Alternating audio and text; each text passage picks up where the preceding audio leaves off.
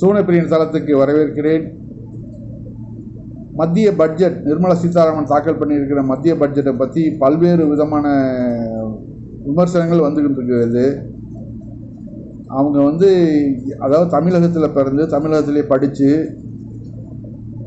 தமிழகத்திலேயே தன்னுடைய வாழ்நாளை முழுக்க கழித்து அவர்கள் இப்படி ஓரவஞ்சனையாக நடக்கிறது கொஞ்சம் கூட சரியில்லை அப்படின்னு சிதம்பரம் அவர்கள் கோட் பண்ணியிருக்கிறாரு. இது உண்மையிலேயே வருந்தத்தக்க செய்தி. இது மாதிரி ஓரவஞ்சனையாக நடக்கிறது அதாவது பக்காவாக செய்கிறாங்க. நாங்கள் இப்படி தான் செய்வோம், உங்களால் என்ன முடியும் அப்படின்னு கேட்குறாங்க நமக்கு. அதாவது கடந்த 7 ஆண்டுகளில் பாஜக உத்தரப்பிரதேசம், குஜராத் மாநிலங்களுக்கு 400 கோடிக்கு மேலே கொடுத்துருக்குறாங்க. அதாவது விளையாட்டுத்துறைக்கு. தமிழகத்துக்கு கொடுத்துருக்கிறது எவ்வளோ தெரியுங்களா? வெறும் 20 கோடி தான் இது வரைக்கும் அவங்க ஆட்சி பண்ண டயத்தில். இந்த இதில் நம்ம உலக செஸ் போட்டி, ஆசிய ஆண்கள் ஹாக்கி போட்டி, தேசிய சீனியர் ஆடவர் ஹாக்கி, இப்படி பல்வேறு சர்வதேச போட்டிகளை நம்ம நடத்தியிருக்கிறோம். சர்வதேச அரங்கில் இந்திய விளையாட்டுத்துறையை ஒரு ஐக்கானா, ஒரு முகமாக நம்ம மாற்றிக்கிட்டு இருக்கிறோம் சர்வதேச அளவில் தமிழகத்தை. அந்த தமிழகத்துக்கு இவங்க எவ்வளோ கொடுக்கணும்?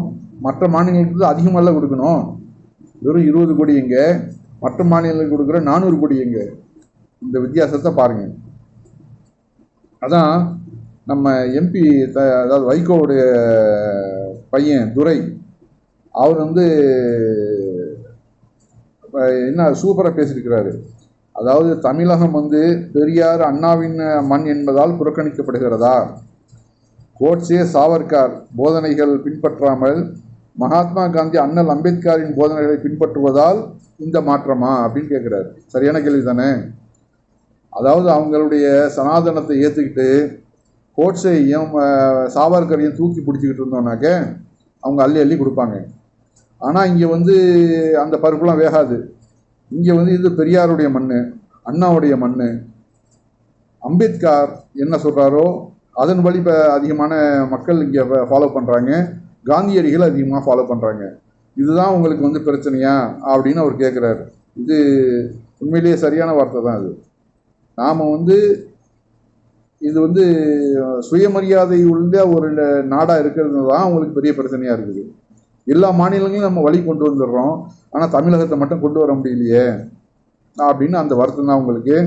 அதான் ராகுல் காந்தி கேட்டார், இன்னும் நீங்கள் 10-20 வருஷம் இருந்தாலும் சரி தமிழகத்தை உங்களுக்கு காலடி மண்ணில் கீழே விழ வைக்க முடியாது அப்படின்றாரு.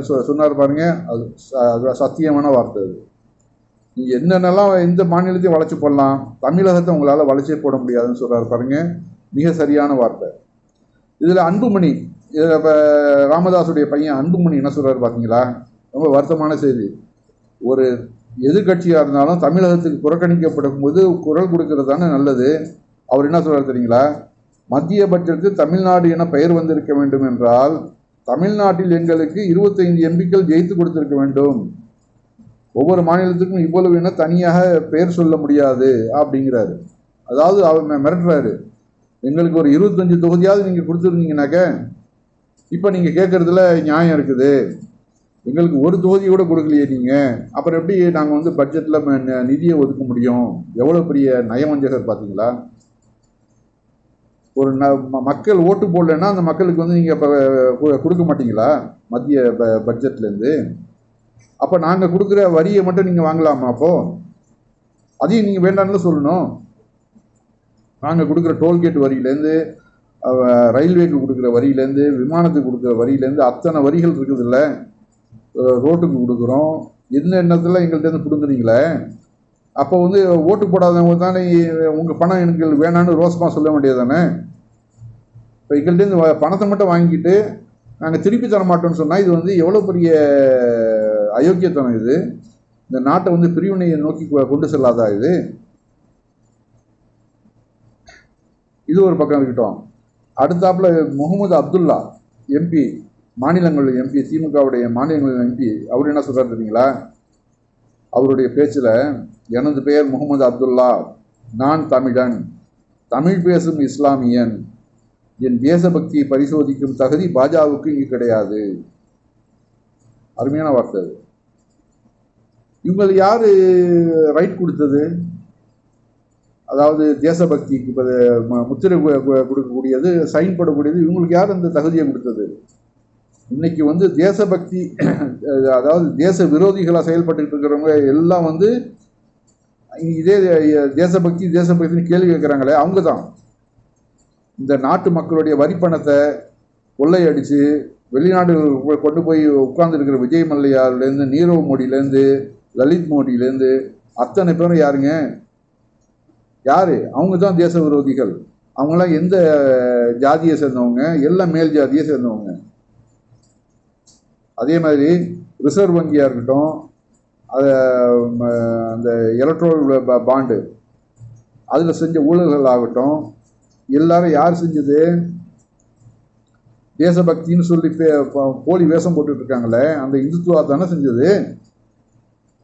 மோடியும் அவருடைய அடிவருடிகள் தானே சேர்ந்து செஞ்சது. இத்தனை ஊழல்களை செஞ்சுட்டு வெக்கம் இல்லாமல் வந்து மற்றவங்களை பற்றி நீங்கள் தேசபக்திக்கு அளவுகள் கொண்டு வரீங்களே, வெக்கமா இல்லையா? அப்படி கேட்கறதுக்கு உங்களுக்கு வந்து எப்படி நாக்கு வருது? நீங்கள் தேச துரோகிகளாக இருந்துட்டு,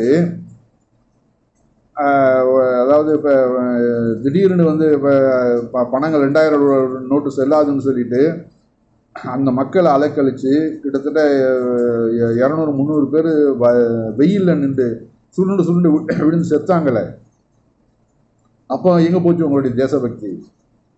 கொரோனா டயத்தில் அதாவது மருத்துவமனைகளில் இடம் இல்லாமல் கங்கை நதியில் வந்து பணங்கள்லாம் அப்படியே மிதந்து போச்சே. தமிழகத்தில் வந்து முஸ்லீம்கள் வந்து அந்த இடத்து பள்ளிவாசலெல்லாம் திறந்து விட்டு அந்த மக்களை வந்து சாப்பாடு, வெள்ளம் புயல் பாதிப்பு ஏற்படும் போது இந்துக்களை கூட ஒன்றுமே சொல்லாமல் பள்ளிவாசலுடைய கதவுகளை திறந்து விட்டு அவர்களை காத்தாங்களே. ஆனால் நீங்கள் என்ன பண்ணீங்க? உங்களுடைய கோயில் நடைகள் எல்லாம் உடனே சாத்துனீங்களா இல்லையா?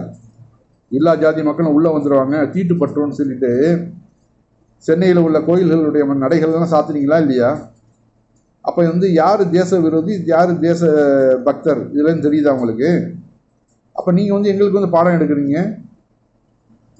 இந்த நாடு எங்கே போயிட்டுருக்குன்னு தெரியல.